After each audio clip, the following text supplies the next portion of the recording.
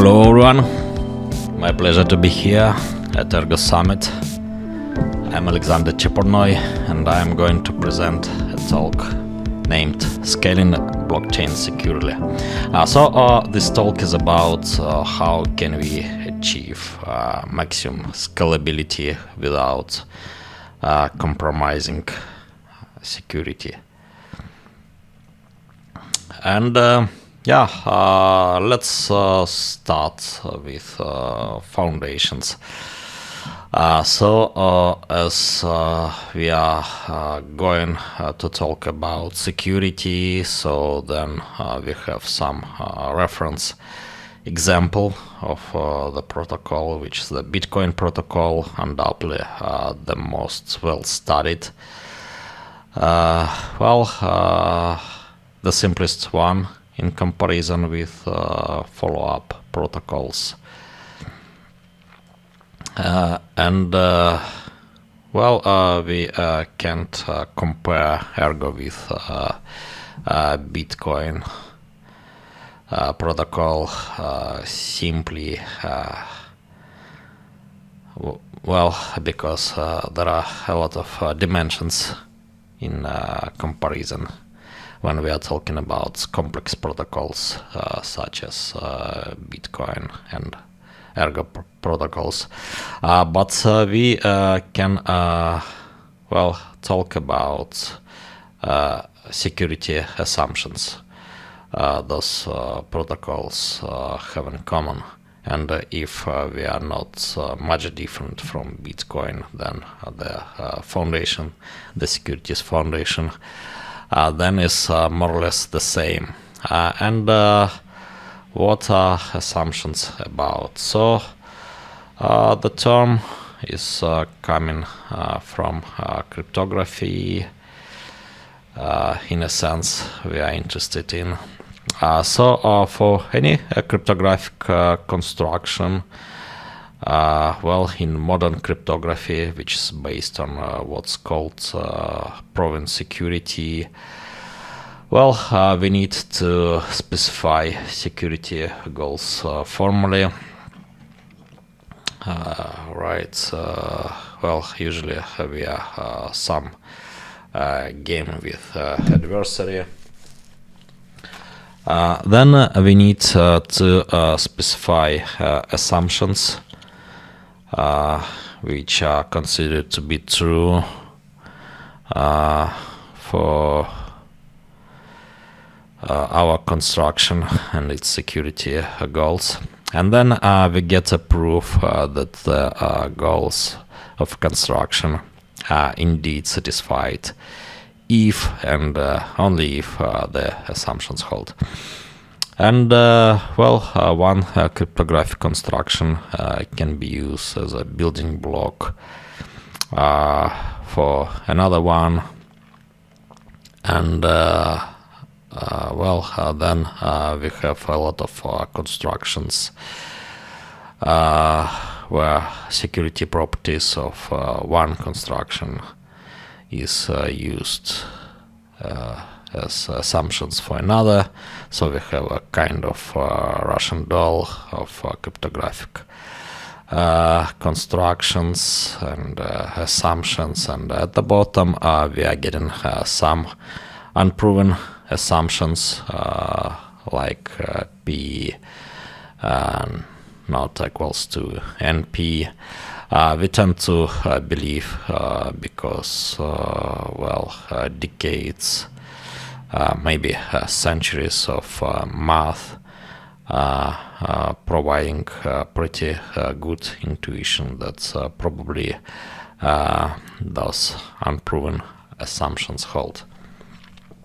And so the goal of cryptography is to minimize number of unproven assumptions.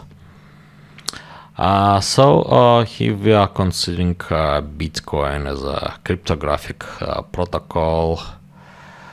Then what can be said about its security goals? Here we are not talking formally about them, but naively we can say that we want to have no double spending possible if we wait for enough confirmations.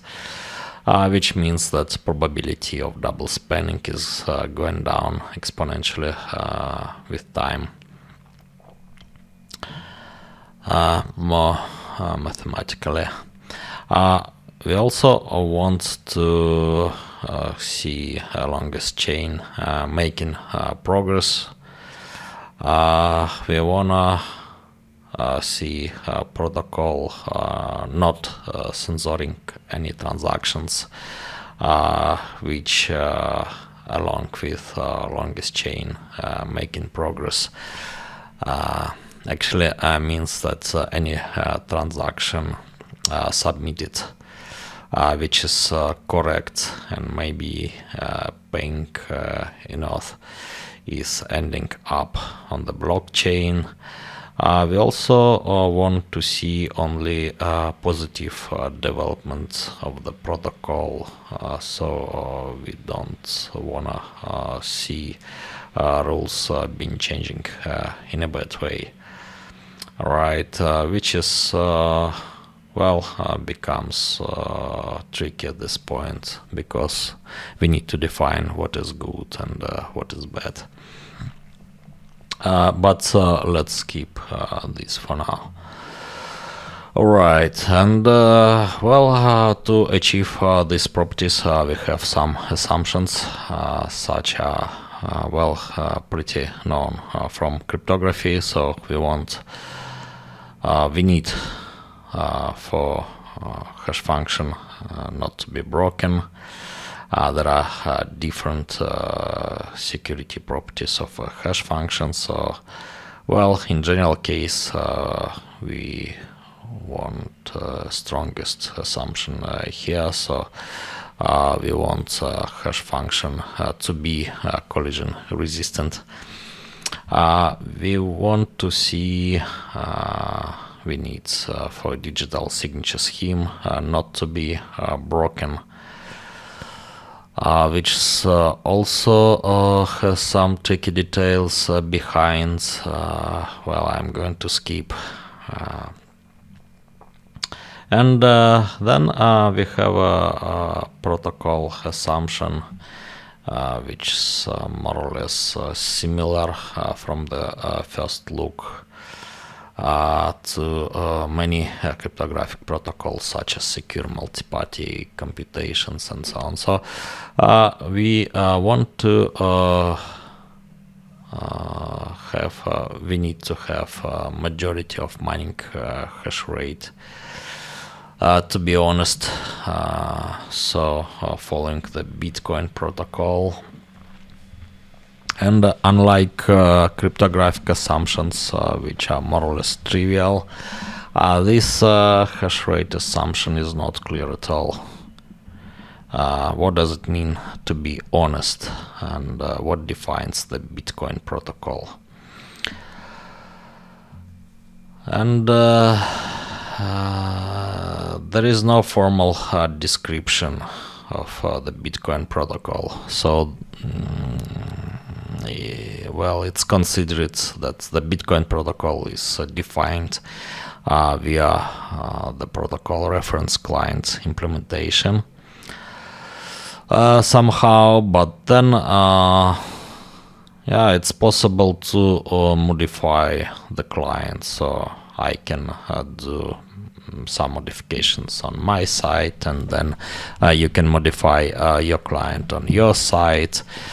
And maybe even those clients will be on the same network with unmodified clients. But then the question is which client modifications are honest and which are not.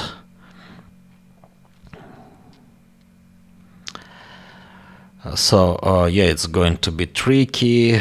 but we cannot analyze security formally then. So we need for some simplified model. And around 2015, the first analysis of the Bitcoin protocol as a kind of cryptographic protocol appeared. That was a paper by Juan Garay, Agelas Cas, and Nikos Leonardos, the Bitcoin Backbone Protocol, Analysis and Applications. And still, this is the most foundational paper about Bitcoin protocol foundations, about Bitcoin protocol model.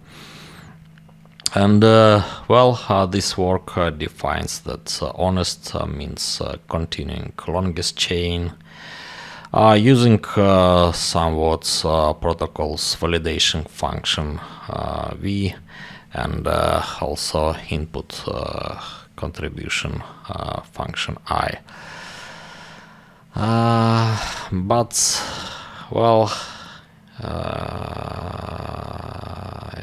Things are not so clear in practice. In the first place, using those assumptions,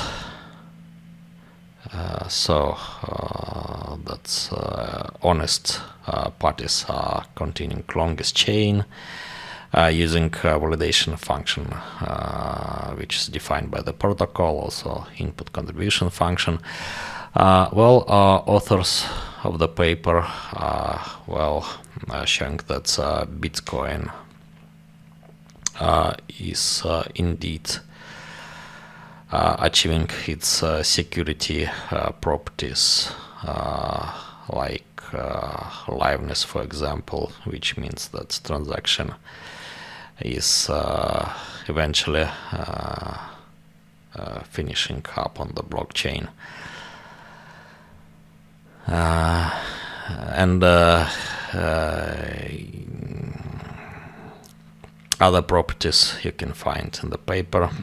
But we are talking about assumptions, and if we are going from the simplified model to the real world, then those assumptions from the model are actually pretty tricky. The first part is the longest chain rule. For first few years of Bitcoin research, it was supposed that it is most rational behavior to continue the longest chain for honest parties. But then a few papers had shown that equilibrium can be more complex. If protocol participant is honest but rational, then the longest chain rule can be not the most rational behavior. Alright, there are a few papers here.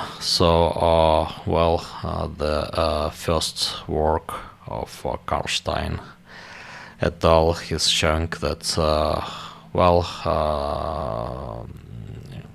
it could be quite a complex game between miners instead of simply following the longest chain rule. If there is no constant block reward from the protocol. If we have some active adversaries in the network which are incentivizing blockchain forks, then it could be even more tricky. And there are two papers about that, the second and the third one. All right. Then validation is also tricky. Naively, you need to verify blocks if you are mining on top of them.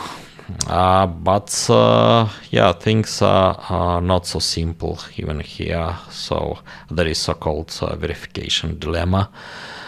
First described at the paper of Liu et al. Demystifying incentives in the consensus computer, which showing that for miners it could be rational to create as heavy blocks as possible to slow down competitors, but then also skipping validation of blocks coming from the network. Well, if there is enough block reward coming from the protocol. And yeah, it's not even a theoretical game of mind. So, well, in the Bitcoin protocol even there was a case when some miners generated a chain, well, starting with invalid block. So in Bitcoin jargon, it's called SPV mining. And yeah, actually, it's not quite clear what to do with that. Especially in case of Bitcoin, where it is hard to do experiments with the network. Right, and yeah, if we are talking about input contribution, then a peer has total freedom here. So we saw in practice a lot of choices like generating empty blocks, for example, during spam attacks on Ethereum network in around autumn 2016. And so on.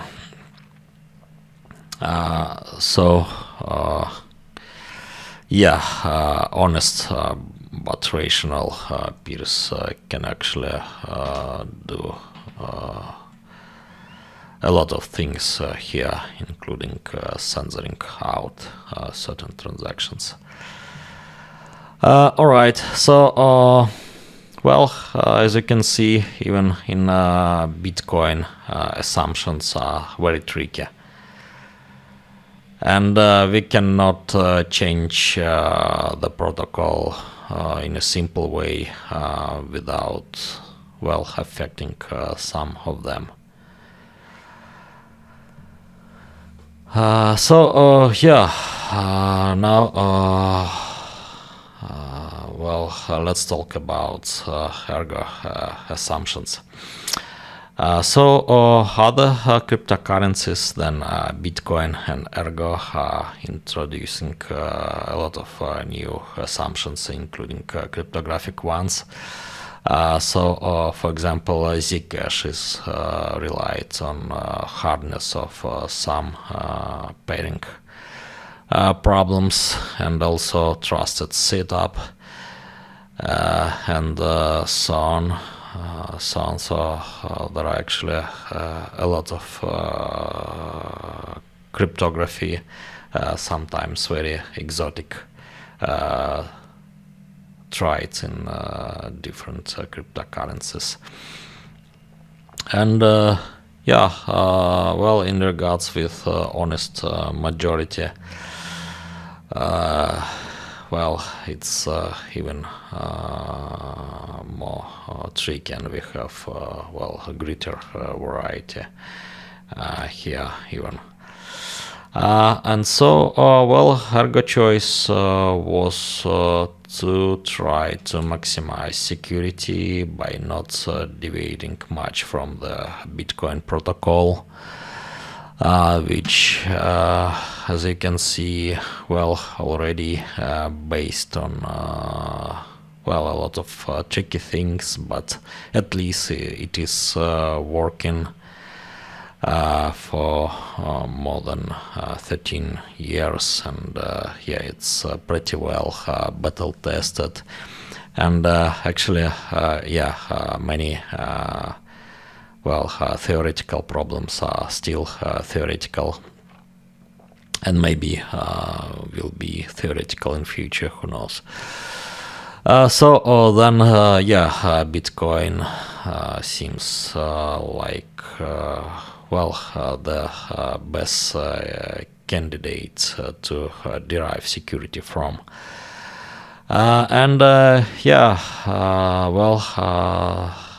The choice was made to not deviate much from the foundations, the very foundations of the Bitcoin protocol, so assumptions of the Bitcoin protocol, but at the same time to solve issues of the Bitcoin protocol and other cryptocurrencies as well, with the simplest tools in regards with assumptions available. Alright, so this talk is centered around scalability specifically, so I'm going to miss other parts of the Ergo protocol. There are a lot of novel ideas implemented there. And so in regards with security and scalability, so if we want to scale securely, well, the obvious solution is as follows. Let's have Bitcoin-like assumptions and build scalability solutions and even more superior scalability solutions on top of Bitcoin-like assumptions, which is tricky but possible, well, if we precisely formulate problems and then trying to solve them. Also precisely understanding tools we are building with, so assumptions. Alright, so let's start with cryptographic assumptions. Ergo is also based on hash function collision resistance assumption. And as Ergo is using Schnorr signatures, Bitcoin is going to use as well. Then security of digital signatures is actually theoretically better, so it's reduced to it's probably reduced to known problems in elliptic curve groups, such as discrete logarithm problem. But as we have more involved cryptography via Sigma protocols, then for mixers and stealth addresses, and maybe for some applications in future, we also need for a little bit stronger assumption, which is decisional Diffie-Hellman assumption. It could be the case, that DDH would be broken, for example, but discrete lock is not. Then, theoretically,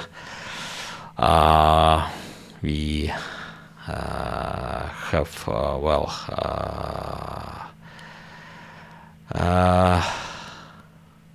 a little bit less security, right, for certain protocols, not for ordinary payments, which are based on the same assumptions as Bitcoin, but also in a probable way.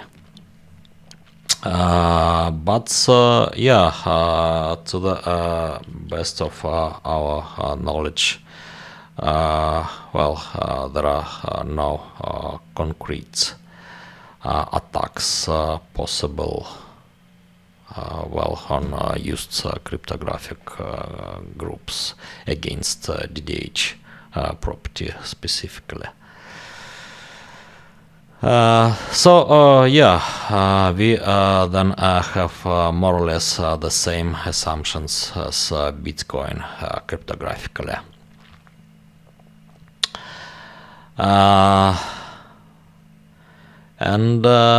With the same tools, with the same assumptions, we are going to build scalability solutions, which in case of Ergo are based on multi-dimensional pruning, where a pruned node has the same ability to verify blocks, actually.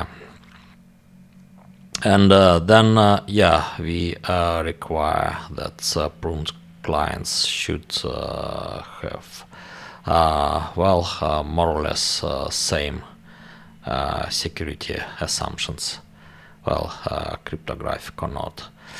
So the first scalability solution is about so-called partially stateless clients. So this term is coming from Ethereum community, where it was considered theoretically but not implemented in any way.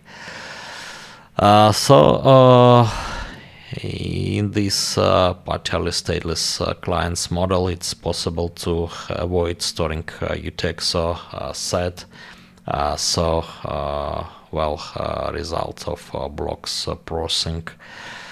In case of Ergo, this set is actually about current set of unspent transaction outputs, right? So it's some ever growing data structure with also needed for verification of new blocks. So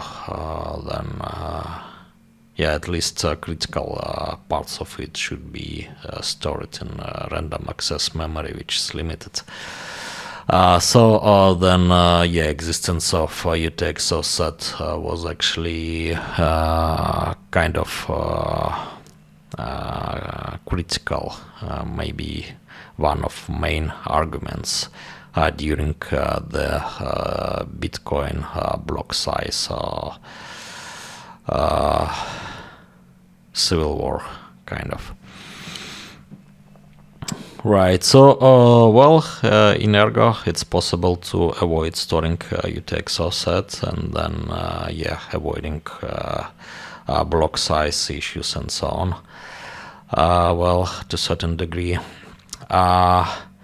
Then nodes with no UTXO set are downloading proofs of correctness for its transformations from nodes which are storing UTXO set, and also additional proofs.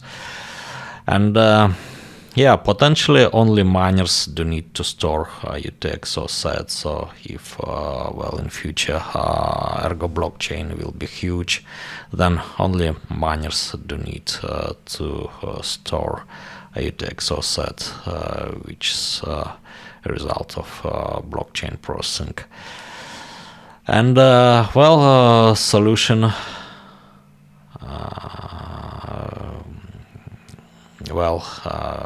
researched and implemented is based on just hash-based authenticated data structure. So then we have the same collision resistance assumption here. So we are not adding anything new to the list of assumptions we have. And we in these partially stateless client modes can download and verify not all the blocks, but just some blockchain suffix. And this actually already implemented in the Ergo node. It's called digest mode in Ergo jargon, and yeah, we successfully having Raspberry Pi 3 devices with like 1 GB RAM successfully running the Ergo node in this digest mode. As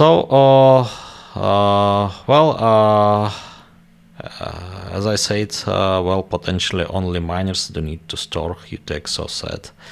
But still, if they need to download all the blocks to get the current UTXO set, it can be about pretty high load and slow bootstrapping.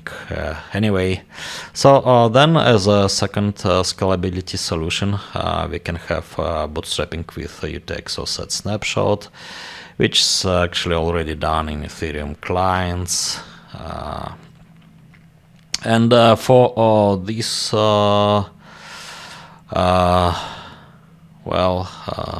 way of bootstrapping, we have actually a formal security proof, unlike Ethereum guys, for example. There is a published paper with my co-authorship named Multi-Mode Cryptocurrency Systems, where we show that with the same hash function collision resistance assumption and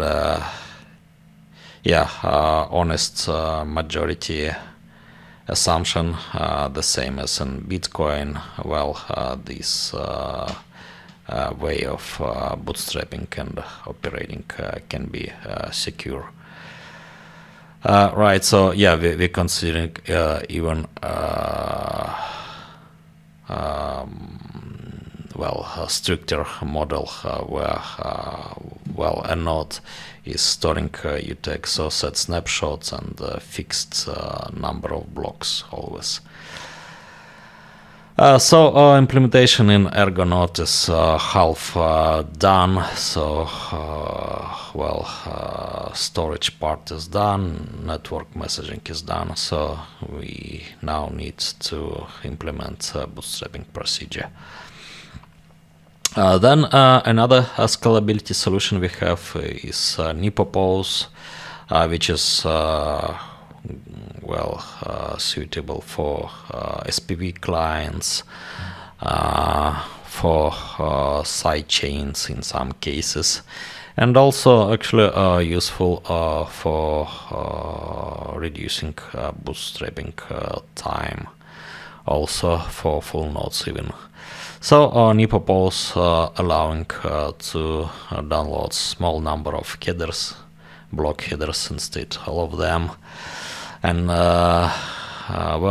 Nipopo base bootstrapping is secure actually if at least 33% of mining hash rate is honest. But it's also maybe not so rational to spend a lot of hash rate just in order to produce invalid proofs. Right, and by combining Nipopose and UTXO set snapshots and storing just a suffix of blockchain, we can have what's called lock space mining, when we can prune all parts of the blockchain. And there is pretty formal analysis of this lock space mining setting done by Agelas Kias, Nikos Leonardos, and Dionysios Zindros. The paper is named Mining in the Logarithmic Space. And we have more or less same assumptions here with yeah, a little bit different percentage of honest hash rate. We can have a long enough suffix to actually make this stronger assumption not so problematic. Alright, so as a conclusion, we can prune all parts of the blockchain, and we can do that without adding much to Bitcoin assumptions, thus having solid Bitcoin like security, and actually it's proven in many ways in a lot of papers I've shown. And that's pretty much it. Thank you for your attention, and have exciting Ergo Summit. Bye.